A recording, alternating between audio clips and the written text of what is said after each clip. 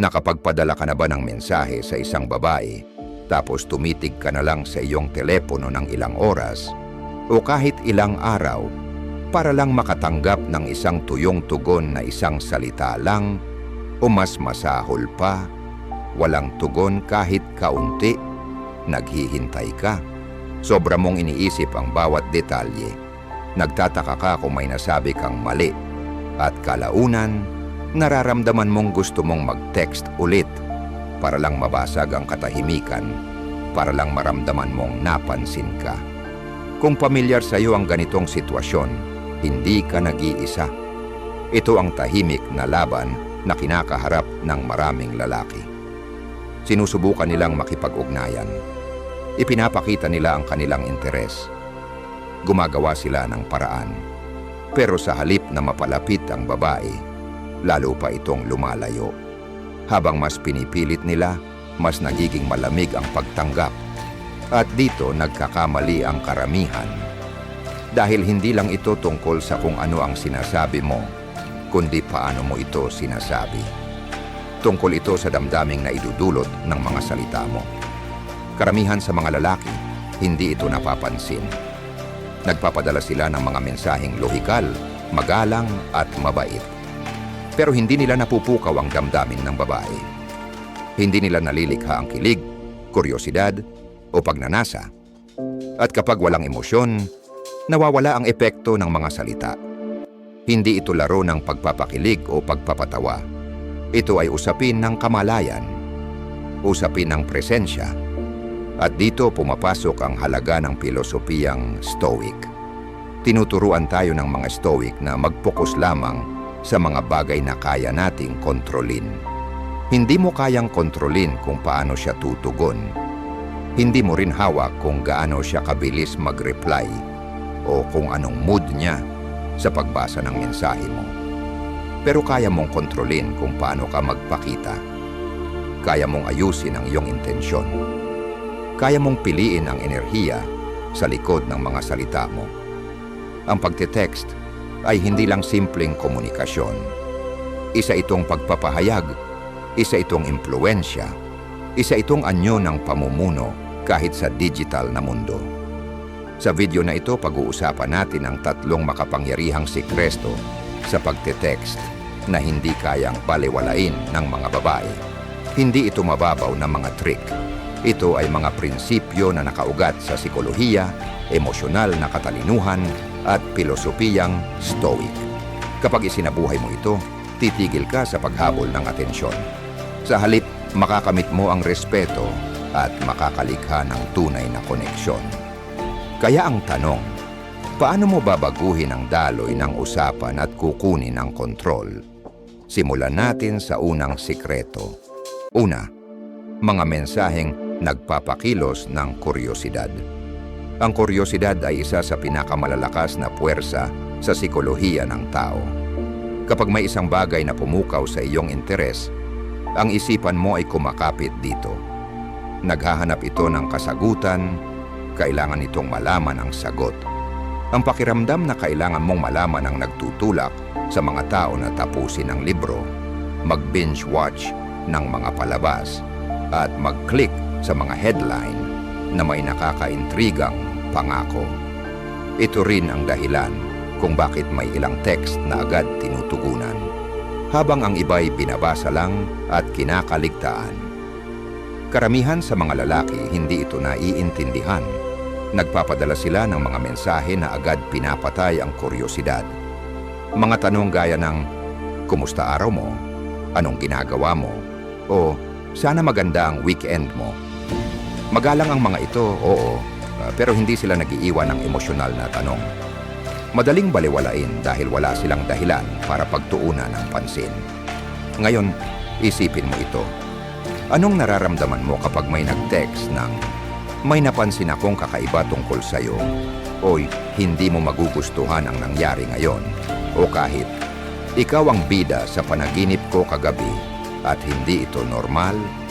Bigla kang mapapaisip, gusto mong malaman, may butas sa istorya. At ang butas na yun ang nagtutulak ng reaksyon. Diyan nagkakamali ang karamihan. Sinasabi nila agad ang lahat. Masyado silang nagmamadaling maging maganda sa mata ng babae, pero nakakalimutang ang hiwaga ang nagpapagalaw sa tao. Kapag may hindi ka sinabi, mas lalo siyang magiging interesado.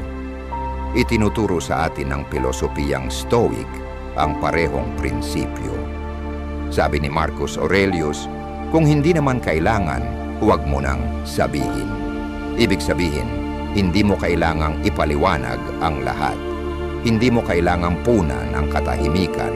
Hindi mo kailangang patunayan ang halaga mo gamit ang mga salita. Ang kailangan mo lang ay magsalita ng may layunin. Pagdating sa pagtitext, mas kaunti ang sinasabi mo, mas malakas ang dating. Ang susi ay ang magpadala ng mensahe na nagbubukas ng tanong, hindi yung naglalahad ng lahat. Imbes na sabihin, ang weird ng araw ko, subukan mong sabihin, may naalala akong bagay tungkol sa iyo ngayon at sobrang weird. Hulaan mo kung ano. Ngayon kasali na siya. Ngayon nag-iisip na siya. Ngayon invested na siya. At kapag nag-reply siya ng tanong, huwag mo agad sagutin. Panatilihin mong nakatuon ang atensyon niya. Panatilihin mong nagtataka siya. Kung itanong niya, ano yon? Pwede mong sabihin, medyo kakaiba eh. Pero sige, tanong muna kita. Naranasan mo na bang may bigla kang naisip na tao, tapos may nangyaring hindi inaasahan? Ngayon, konektado na siya sa emosyonal na antas. Hindi lang siya basta nagre-reply, nagbabahagi na rin siya. Nagbabahagi siya at diyan nabubuo ang chemistry, sa kuryosidad. Karamihan sa mga lalaki minamadali ang usapan. Gusto agad magpabilib. Sa tingin nila ang solusyon ay mas maraming text. Pero ang totoo, hindi dami ng mensahe ang sagot. Layunin ang kailangan. Gusto mong ikaw yung lalaki na nagpapatigil sa kanya para mag-isip. Yung naiiba. Yung may epekto. Yung nagpaparamdam ng bagay na hindi niya nararamdaman sa iba. Kaya sa bawat text na ipadadala mo, itanong mo sa sarili mo, nakakagising ba ito ng kuryosidad? Nagiiwan ba ito ng tanong sa isip niya? O isa lang ba itong mensahe na madaling limutin? Ang kuryosidad ay hindi panloloko. Isa itong paraan ng pagbubukas ng emosyonal na pinto. Isa itong pag-iwan ng puwang para sa interes. Isa itong pag-unawa kung paano gumagana ang isip ng tao at paggamit ng kaalamang iyon para bumuo ng tunay na koneksyon. Kapag ginawa mo ito, mapapansin mo ang pagbabago. Mas maraming sagot, mas maraming tanong pabalik, mas malalim na pakikilahok. At yan ang tunay na layunin. Hindi mo sinusubukang libangin siya. Sinusubukan mong kumonekta, ang kuryosidad, ang pintuan. Lakaran mo ito ng may kumpiyansa. Number 2, mga mensaheng lumilikha ng pananabik. Nakukuha ng kuryosidad ang atensyon niya. Ang pananabik ang dahilan kung bakit siya nananatili. Kapag may inaasahang kapanapanabik ang isang babae, ang utak niya ay naglalabas ng dopamine, ang parehong kemikal na nagbibigay ng saya at motibasyon. Kaya gustong-gusto ng mga tao ang bakasyon, sorpresa at kaarawan. Hindi lang ito tungkol sa kung ano ang mangyayari, kundi sa pakiramdam ng paghihintay sa isang bagay na maganda. Karamihan sa mga lalaki ay nasisira ang pananabik nang hindi nila namamalayan. Ibinibigay nila agad lahat, masyadong mabilis. Nagpapadala sila ng mga mensahe tulad ng, may inihanda akong masayang date para sa atin o may binili ako para sa iyo ngayon. Magaganda man ang intensyon ng mga mensaheng ito, wala na itong espasyo para sa imahinasyon. Walang build-up, walang tensyon, walang mental engagement. Binabasa niya lang ito, ngumingiti, at hindi na muling iniisip.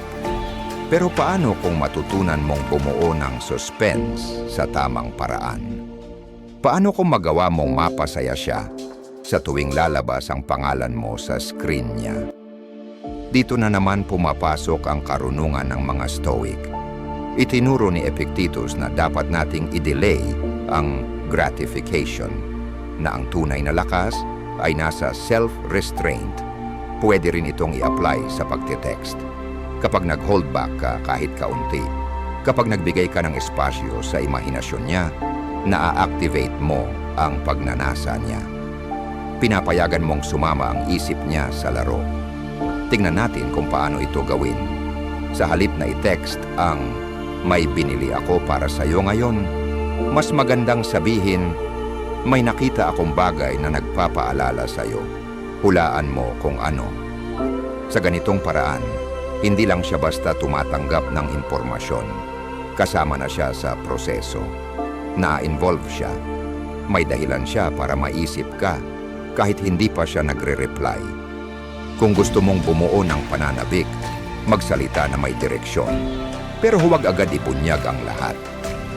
Sa halip na "may sasabihin ako sa iyo", sabihin mo, "kung sasabihin ko sa iyo ang napagtanto ko tungkol sa iyo, baka di mo paniwalaan." Gusto mong marinig?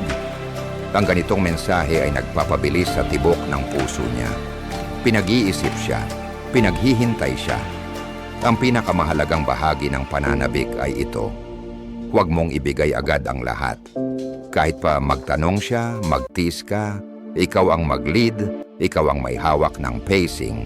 Kapag sinabi niyang "sabihin mo na", sagutin mo nang "pwede naman", pero nasaan ang saya doon? Hulaan mo muna. Nagiging playful, dynamic at memorable ang interaction. Alam ito ng mga lalaking bihasa rito. Tandaan, ang naaalala ng mga tao ay kung paano mo sila pinaramdam.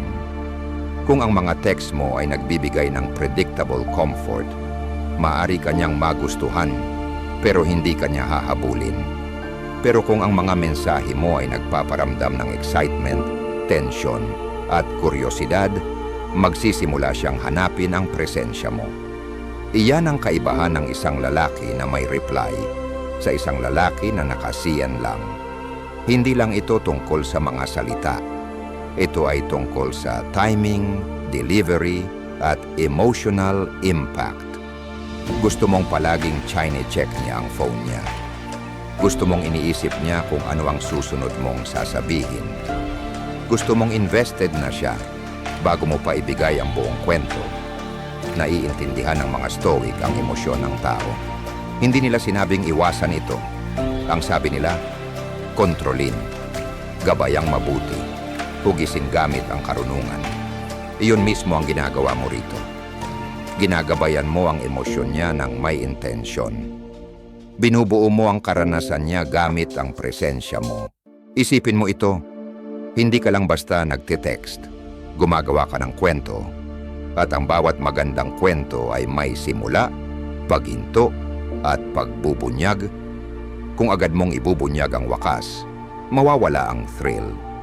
Pero kung lilikha ka ng espasyo, ide-delay mo ang climax at hahayaan mong gumalaw ang imahinasyon niya, makakabuo ka ng emotional gravity.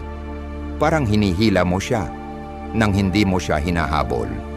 Hindi ito manipulasyon, ito ay awareness.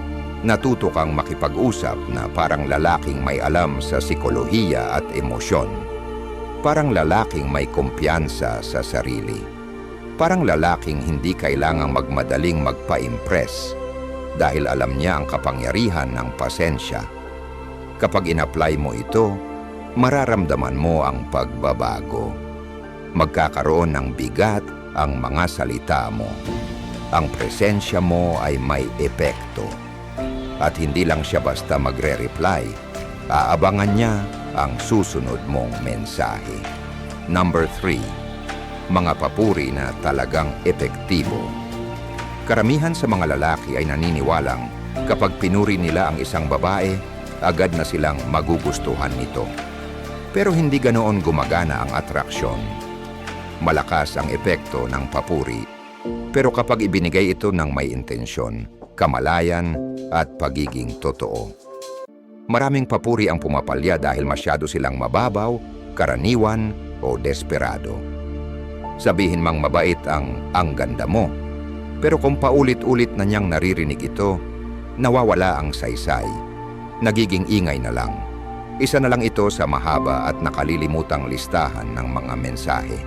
Kapag sinabi mong, sobrang ganda mo o ikaw ang pinakamagandang babaeng nakita ko, hindi ito tumatama sa puso niya. Parang generic, parang minadali. At ang mas masama pa, tunog ka lang tulad ng ibang lalaki. Ngayon mag-isip tayo sa ibang paraan. Mag-isip tayo gaya ng isang stoic. Itinuro ni Seneca na hindi natin dapat purihin ang bagay na pangkaraniwan, kundi ang bagay na bihira. At sa isang babae, hindi ang ganda ang bihira. Ang kaisipan niya, ang pananaw niya sa buhay, ang presensya niya. Kapag pinuri mo ang isang bagay na mas malalim kaysa sa itsura niya, naiiba ka sa lahat ng lalaking tumitingin lang sa panlabas.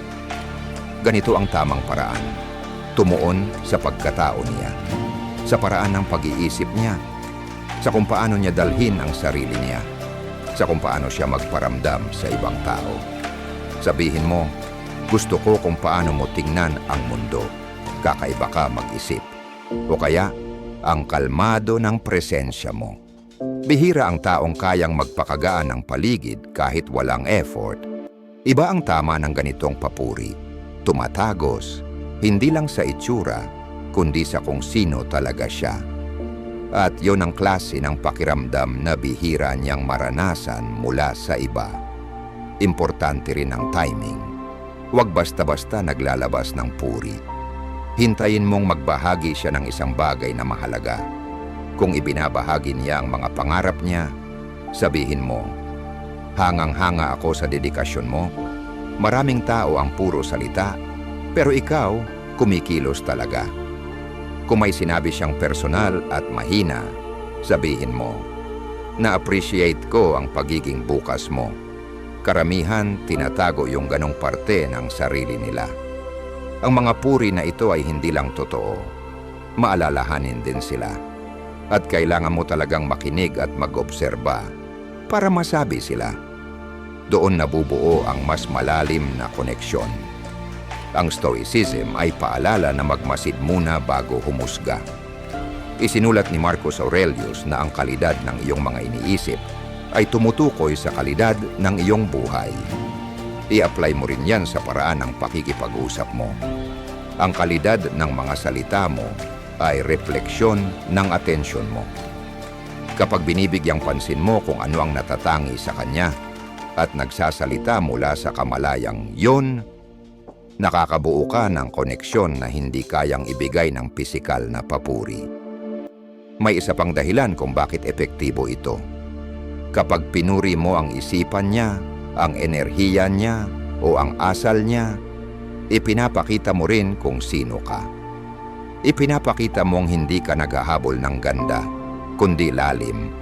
Pinapahalagahan mo ang self-awareness, hinahangaan mo ang disiplina, na-attract ka sa kung anong pangmatagalan, hindi lang sa pansamantalang kinang.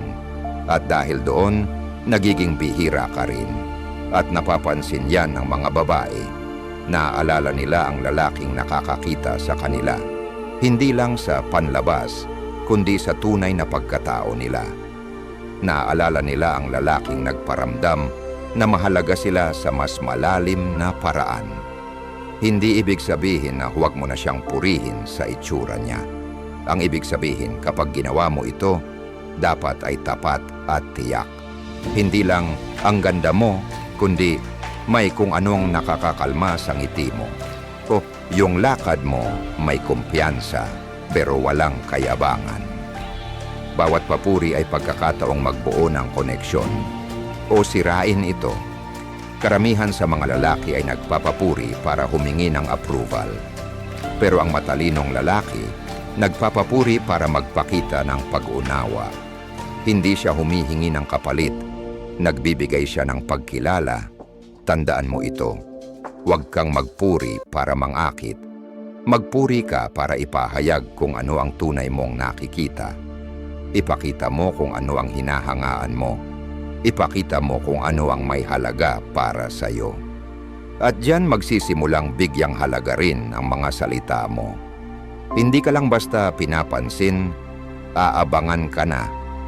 Kapag pinagsama-sama mo ang tatlong prinsipyong ito, hindi ka na lalaki na basta lang nagte-text para sa atensyon. Nagiging lalaki kang may presensya, epekto, at malinaw na hangarin. Konklusyon, ang pagbabago ng kaisipang Stoic. Ngayon na alam mo na kung paano pukawin ang kuryosidad, bumuo ng pananabik, at magbigay ng mga papuri na may tunay na epekto, panahon na para pagdugtong-dugtungin ang lahat. Dahil sa pinakapuso ng lahat ng ito, hindi lang ito tungkol sa pagte-text, ito ay tungkol sa kung paano mo dalhin ang sarili mo. Paano ka mag-isip? Paano ka pumili na makipag-ugnayan sa iba? At ang ganong mindset ang siyang nagbibigay ng kaibahan sa iyo. Ang totoo, ang pagte-text ay hindi tungkol sa pagiging matalino o witty. Hindi ito tungkol sa tamang salita para mapahanga ang isang tao. Ito ay tungkol sa paglikha ng emosyon. Ito ay tungkol sa pag-unawa sa ritmo ng koneksyon ng tao. Sa tuwing magte-text ka, isa sa tatlong bagay ang ginagawa mo. Pukawin ang kuryosidad, bumuo ng pananabik, o ipadama sa kanya na siya'y mahalaga at napapansin. Kung wala ni isa sa mga ito sa mensahe mo, madali itong balewalain, madaling makalimutan. Tinuturo ng pilosopiyang Stoic na ang lahat ng ating ginagawa ay dapat may layunin. Sabi ni Seneca, mas marami tayong pagdurusang iniisip kaysa sa tunay na nangyayari. Ibig sabihin, ang kaba na nararamdaman mo kapag hindi ka sinagot ay galing sa isipan mo, hindi sa mismong mensahe. Pero kapag natutunan mong lapitan ang komunikasyon ng may intensyon, unti-unti nawawala ang kaba. Tumitigil ang sobrang pag-iisip. Nagsisimula kang kumilos mula sa malinaw na pag-iisip. Balikan natin ang mga natutunan mo. Pukawin ang kuryosidad. Huwag ibigay lahat ng detalye. Mag-iwan ng puwang, magtanong ng mga bagay na nakakabit sa emosyon. Hayaan mong maging aktibo ang isipan niya. Hayaan mong siya ang lalapit. Bumuo ng pananabik. Huwag agad ibunyag ang lahat. Gumawa ng mga bukas na loop. Hayaan siyang manghula. Ipadama ang tensyon ng hindi pa nalalaman. Iyon ang nagpapalakas ng pagnanais. Magbigay ng taus-pusong papuri, hindi lang tungkol sa itsura, kundi sa pag-iisip, ugali, at enerhiya. Purihin kung ano ang kakaiba sa kanya. Ipakita na napapansin mo ang hindi nakikita ng iba. Iyon ang lumilikha ng emosyonal na lalim. Hindi ito mga teknik, ito ay mga prinsipyo. Epektibo ito dahil nakaugat ito sa mas malalim na katotohanan. Hindi mas maraming salita ang gusto ng babae.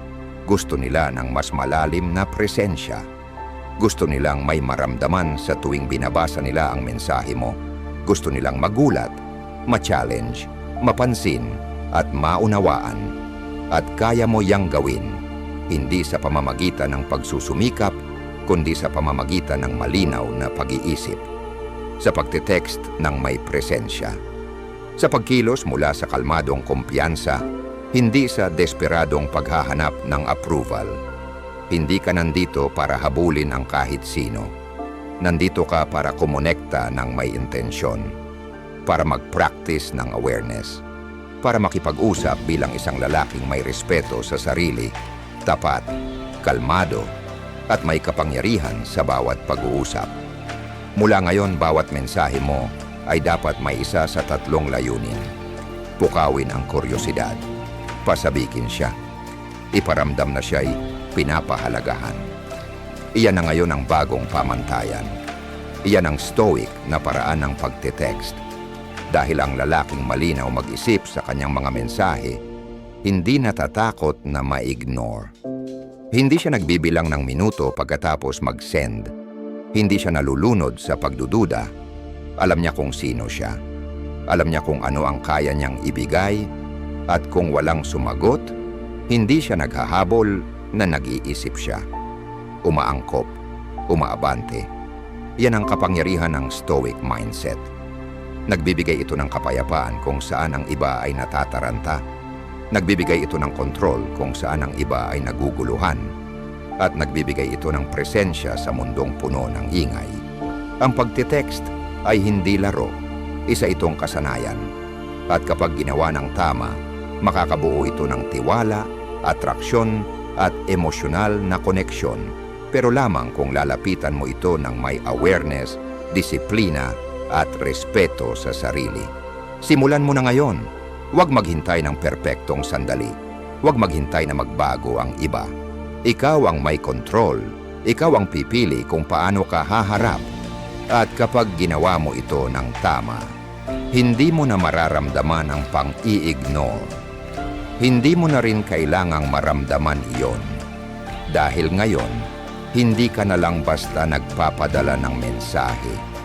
Lumilikha ka ng epekto.